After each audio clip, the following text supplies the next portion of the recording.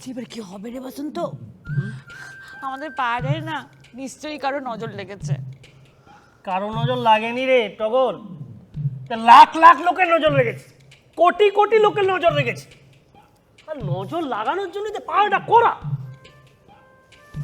কিন্তু যে পাড়ায় তিনটে খ্যাপা ঘুরে বেড়াচ্ছে সে পাড়ায় দোকানটা খুলি কি করে বলতো?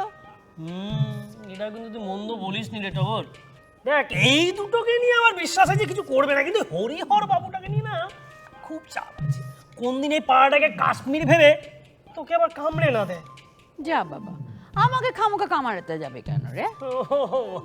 তুই হাসলে যদি তোকে কাশ্মীরি আপেলের মতন লাগে, ওই জন্য তো কামড়ে দেবে।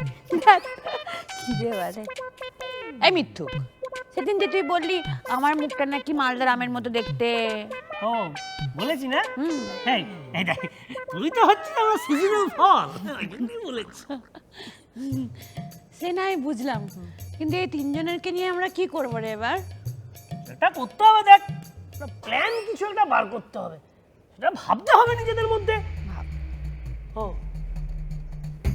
আপনাদেরকে বলছি, আপনারা না একটু ভাবুন কি প্ল্যান করা যায় বলুন তো পাড়াটাকে বাঁচানোর জন্য। এই কালকে না কিছু একটা করতেই হবে, বুঝেছেন তো? আর সে তো